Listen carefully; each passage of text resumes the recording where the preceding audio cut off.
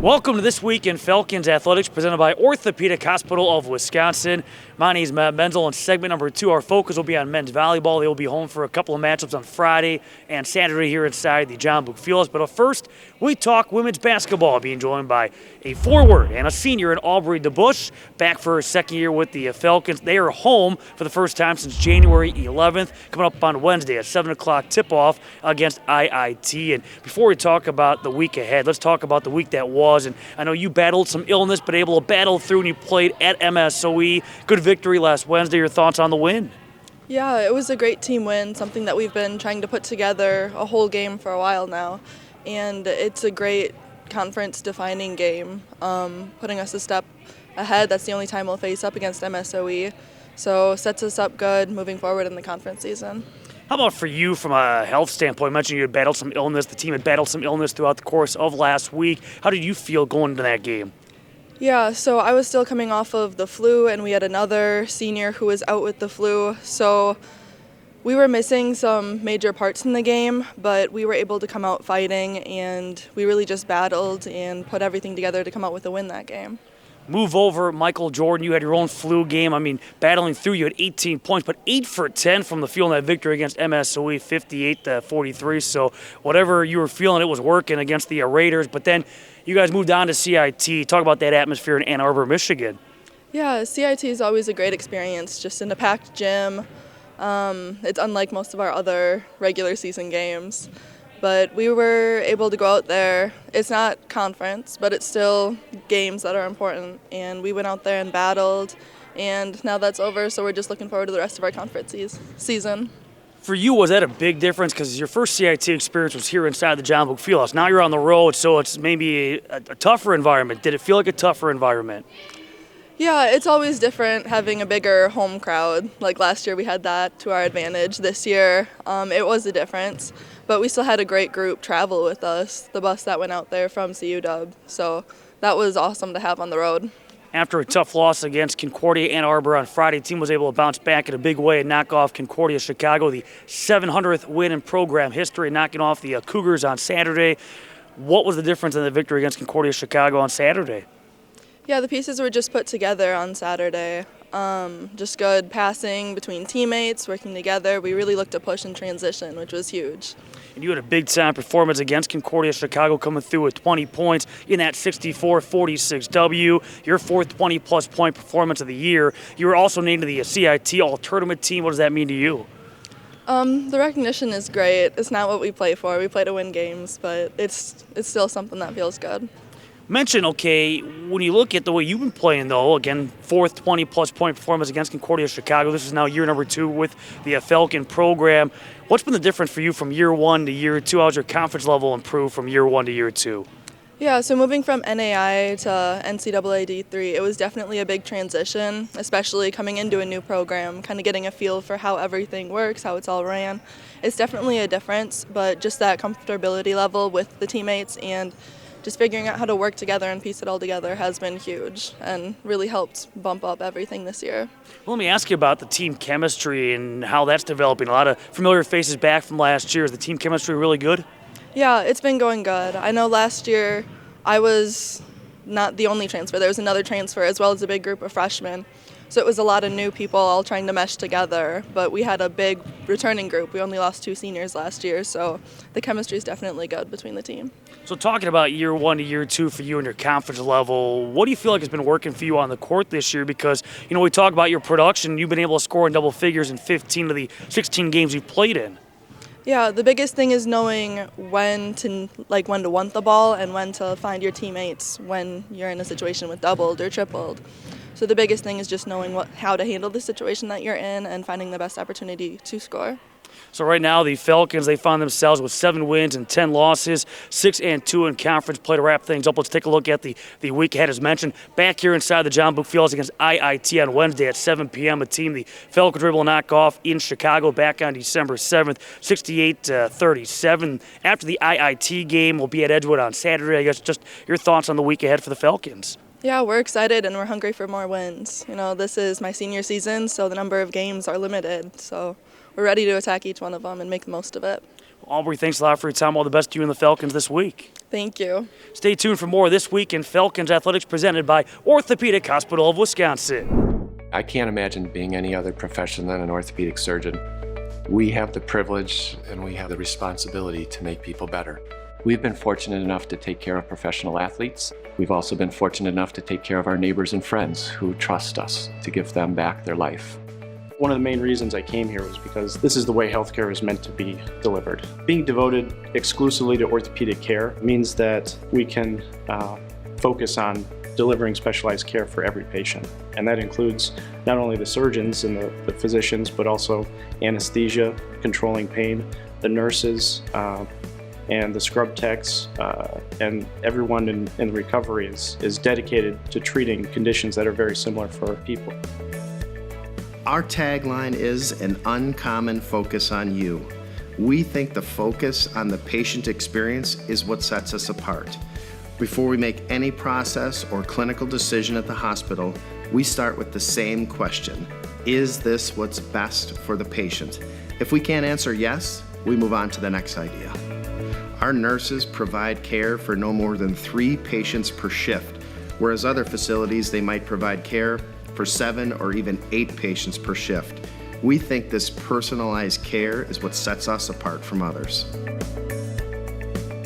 I think that dedication to our patients is our number one focus. And you can technically do a good operation, but if you're not centered on the patient, they're not necessarily going to have a great outcome. The Orthopedic Hospital of Wisconsin is physician-owned. It's physician-led. We have the responsibility to make the right decision for every patient. We also have the freedom to make the right decision for every patient. The physicians and staff collaborate through regular meetings, weekly and monthly, and with a relatively small team, we're able to change the way we do things if we need to tweak something to make it perfect. The facility specifically was designed so that quality could be measured and maintained and sustained. When you have 7,000 patients a year receive their surgery here, it's important that patient number 1 and patient number 7,000 receive the same care. We place an extremely high priority on the patient experience here. We send surveys to each and every person that receives care at our hospital. Those survey results come back directly to me. I review them and share them with our senior leadership, as well as the staff and the physicians that provide the care to those patients. There's almost 5,000 hospitals in the country that are measured. The Orthopedic Hospital of Wisconsin measures number 1, not number 2, not number 3, not runner-up, number 1 in patient satisfaction in the state of Wisconsin for the last 10 years running.